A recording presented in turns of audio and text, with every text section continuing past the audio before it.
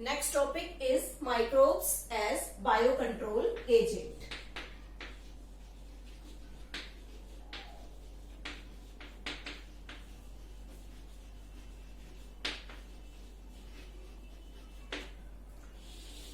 Generally इस topic में हम बात करेंगे कि कैसे माइक्रोब्स को बायो कंट्रोल एजेंट की तरह हम यूज कर सकते हैं। यहाँ जब हम वर्ड यूज करते हैं bio control agent means bio control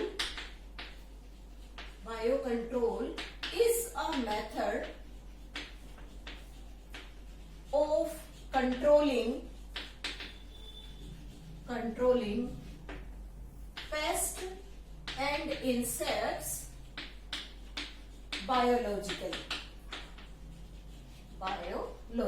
means जब हम बात करते हैं कि क्रॉप्स में डिफरेंट टाइप्स के पेस्ट, इंसेक्ट्स या वीड्स ग्रो करती हैं, तो एक डैमेज हमारी क्रॉप के ऊपर देखने के लिए मिलता है और उस डैमेज से अपनी क्रॉप को बचाने के लिए डिफरेंट टाइप्स के केमिकल्स का हम उस पर यूज करते हैं एज एन इंसेक्टिसाइड, पेस्टिसाइड और weedicide.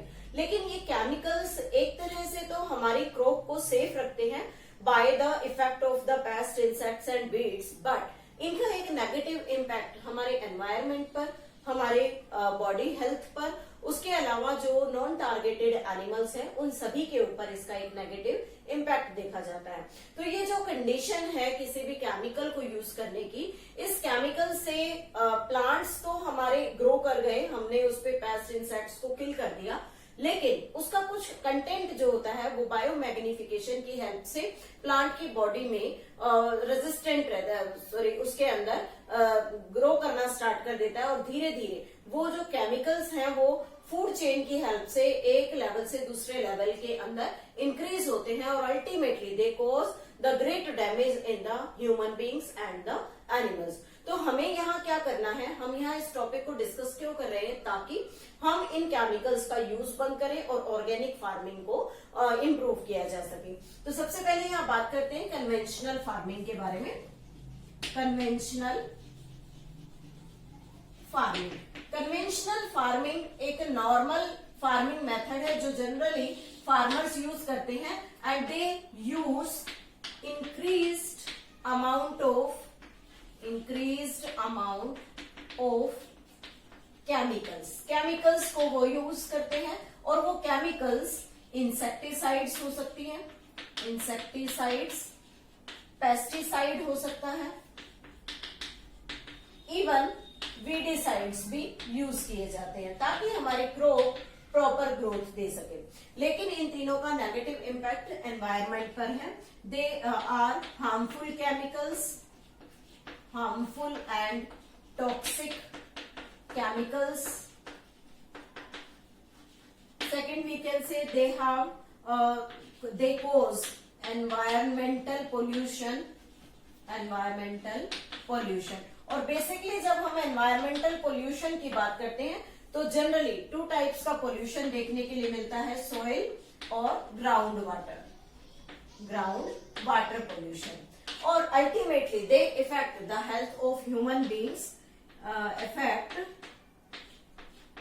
affect the health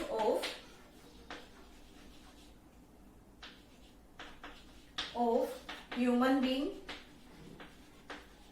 and animals और ह्यूमन बीइंग्स की हेल्थ पर इसका बुरा असर देखने के लिए मिलता है। लेकिन सभी फार्मर्स जो हैं जनरली कन्वेंशनल मेथड को यूज करते हैं और डिफरेंट टाइप्स के केमिकल्स को यूज करके अपनी क्रॉप के प्रोडक्शन को इंक्रीज करते हैं। लेकिन इन सब के इफेक्ट को अगर ऑब्जर्व करें तो कन्वेंशनल फार्मिंग को हटाकर उसकी जगह हम बायो कंट्रोल मेथड को अप्लाई कर सकते हैं और उसके लिए हम एक टर्म का नाम देते हैं ऑर्गेनिक फार्मिंग। इस ऑर्गेनिक फार्मिंग में किसी भी टाइप का कोई भी केमिकल यूज नहीं किया जाता in case of the insecticide, pesticide, weedicide या फिर कोई भी फर्टिलाइजर हो, किसी भी तरह से केमिकल को यूटिलाइज नहीं किया जाएगा। तो इस ऑर्गेनिक फार्मिंग में जब हम microbes as a bio control देखते हैं तो उसमें हम एक चीज हमेशा ध्यान रखते हैं कि किसी भी ऑर्गेनिज्म की ग्रोथ को अगर कंट्रोल करना है तो उसका नेचुरल प्रिडेशन ध्यान में रखना चाहिए। Natural predation instead of using chemicals, कि हम नेचुरल प्रिडेशन मेथड से उस माइक्रोब को उस पेस्ट या इंसेक्ट्स को कंट्रोल करें बजाय कि किसी भी केमिकल को यूज करने की। अब जब हम उसका नेचुरल प्रिडेशन ध्यान में रखते हैं तो हमें उस टाइप के इंसेक्ट, पेस्ट या वीड, उनकी लाइफ साइकिल की नॉलेज होनी चाहिए। लाइफ साइकिल, उनका breeding pattern, breeding and feeding patterns की नॉलेज होनी चाहिए, या फिर हमें उनकी हैबिटेट कि कहाँ वो सरवाइव करते हैं उसके बारे में प्रॉपर गाइडेंस होनी चाहिए, प्रॉपर पता होना चाहिए, ताकि हम इन 3 चीजों को ध्यान में रखकर उस एनिमल का, उस इंसेक्ट या पेस्ट का प्रिडेशन करा सके। अब जब हम प्रिडेशन का नाम लेते हैं तो यहाँ पर 2 चीजें होती हैं, एक होता है प्रिडेटर और दूसरा होता है प्रे। तो यहाँ पर जो प्रे है वो कौन है? कोई भी इंसेक्ट या पेस्ट जो हमारी क्रॉप में एक ग्रेट डैमेज कोज करता है, और प्रेडेटर कौन होगा? जो इसकी पॉपुलेशन को कंट्रोल करने में हेल्प करेगा। तो यहाँ हम 3 to 4 डिफरेंट एग्जांपल स्टडी कर रहे हैं कि कैसे हम नेचुरल प्रिडेशन मैकेनिज्म को यूज करके इस जो कंसेप्ट है, जो हमारा ऑर्गेनिक फार्मिंग का कंसेप्ट है, उसको फुलफिल कर सकते हैं। तो सबसे पहला हम इसके अंदर लेते हैं नेचुरल प्रिडेशन में लेडी बर्ड बीटल। नाम सुना होगा आपने, lady bird beetle. Lady bird beetle जो generally red and black colour में होती है, और इसी के साथ ड्रैगन फ्लाई। ड्रैगन फ्लाई ये दोनों जनरली इंसेक्ट्स ही हैं, लेकिन ये दोनों इंसेक्ट दूसरे टाइप के इंसेक्ट्स की पॉपुलेशन को कंट्रोल करने में हेल्प करते हैं, and they helps in controlling on aphids and mosquito. Aphids और मॉस्किटो दोनों की पॉपुलेशन को कंट्रोल करने में हेल्प करते हैं। इट मीन्स हमारी क्रॉप पर अगर ये 2 ग्रो कर रहे हैं, तो अगर हमें इन्हें नेचुरल प्रिडेशन मैकेनिज्म से रिमूव करना है तो हम अपने फील्ड में ड्रैगन फ्लाई और लेडी बर्ड बीटल को इंसर्ट कर दें, so that they check the growth of aphids and mosquito. Second example आता है बीटीज। बीटी क्या है? BT stands for bacillus thuringiensis। Bacillus thuringiensis ये एक बैक्टीरिया है, और इस बैक्टीरिया में जनरली एक प्रॉपर्टी होती है, एक स्पेसिफिक टॉक्सिन रिलीज करने की, कि अगर उस टॉक्सिन को कोई भी इंसेक्ट कैटरपिलर फीड करता है उसके प्रोटीन के ऊपर, then it will kill by chance, वो अपने आप ही उस पे मर जाएगा। तो उसके पीछे रीजन क्या है कि इस बेसिलस thuringiensis में जो टॉक्सिन प्रोड्यूस होता है, that toxin become active in the gut of the caterpillar. वो कैटरपिलर के गट में जाकर एक्टिव हो जाता है, जिसकी वजह से कैटरपिलर के गट में पोर्स क्रिएट हो जाते हैं, और उसकी वजह से उसकी बॉडी से फ्लूइड रिलीज होगा एंड इट विल डाई। तो ऐसा जो कॉन्सेप्ट है वो जनरली बीटीज में यूज किया जाता है, और इसमें क्या करते हैं, ये जो बीटीज होते हैं, they are used in sachet as dried spores. एक ड्राइड स्पोर्स की फॉर्म में इनको सैशेज में, छोटे छोटे पैकेट्स के अंदर बंद कर दिया जाता है, और फार्मर क्या करेगा, इन सैशेज में से इन एनिमल्स को, या सॉरी जो माइक्रोब है इसके स्पोर्स लाइक बॉडी को निकालता है, and mixed it with water. Water के साथ इसे मिक्स करेगा, एंड आफ्टर दैट ये जो मिक्सचर बना, it is spread on vulnerable plants जिनके ऊपर इन्फेक्शन हुआ है, किसी इंसेक्ट या पेस्ट ने ग्रोथ की है, उन पर इसे स्प्रे कर दिया जाता है। जब इस पर स्प्रे किया जाएगा तो उन लीव्स पर जो टॉक्सिन रिलीज हुआ, उस टॉक्सिन को जब बटरफ्लाई कैटरपिलर उस पर फीड करेगा, देन इट विल डाई। ये टॉक्सिन उसकी बॉडी में जाकर एक्टिव हो जाता है, और उस एक्टिव कंडीशन से वो बटरफ्लाई का जो कैटरपिलर है वो मर जाएगा। रिजल्ट क्या होगा कि हमारी जो क्रॉप है वो हमेशा सेफ रहेगी।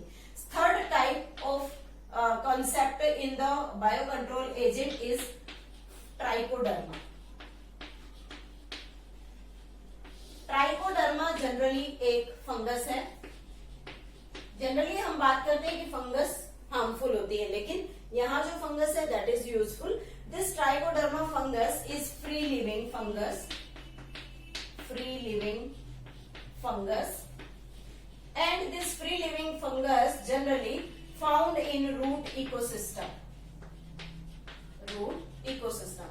और प्लांट के रूट के आसपास जो भी पैथोजन है उस पैथोजन को अपने थ्रू रिलीज किए गए केमिकल से उन्हें किल कर देती है। So it helps in control of root borne pathogen, root borne pathogen, root में प्रेजेंट पैथोजन्स को किल करने में हेल्प करती है।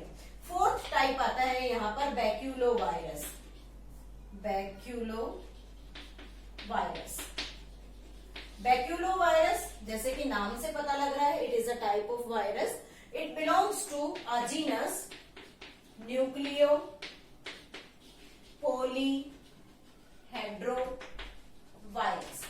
इंपॉर्टेंट है, न्यूक्लियो पॉलीहेड्रो वायरस की कैटेगरी को, जीनस को बिलोंग करते हैं।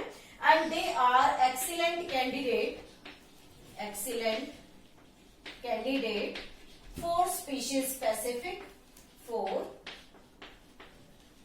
Species specific. स्पीशीज स्पेसिफिक है, किसी भी परफेक्ट एक स्पेसिफिक स्पीशीज के ऊपर ग्रो करते हैं और उन पैथोजेंस को या हम कहें उन इंसेक्ट या पेस्ट को किल करने में हेल्प करते हैं। सेकंड कहते हैं they have the narrow spectrum, narrow spectrum of insecticidal application, insecticidal application means insecticidal means insects या आर्थ्रोपोड्स की पॉपुलेशन को कंट्रोल करने के लिए इनका नैरो स्पेक्ट्रम है। नैरो स्पेक्ट्रम में अगर हम बात करें तो ये नॉन टारगेटेड पेस्ट को किसी भी तरह का नुकसान नहीं पहुंचाते हैं। Not impact in on non target paste. कोई भी जो यूजफुल पेस्ट या यूजफुल इंसेक्ट जो फील्ड में प्रेजेंट है उन पर किसी भी तरह का कोई नुकसान नहीं होगा। फॉर एग्जाम्पल फिशेज या ह्यूमन बींग्स या अदर प्लांट्स जो प्लांट के नियर बाय हैं उनको कोई नुकसान नहीं करते। तो ये प्रॉपर्टीज हैं बैक्यूलो वायरस की। और ऐसा जब मैनेजमेंट यूज किया जाता है बायो कंट्रोल एजेंट में, that is named as integrated pest management, integrated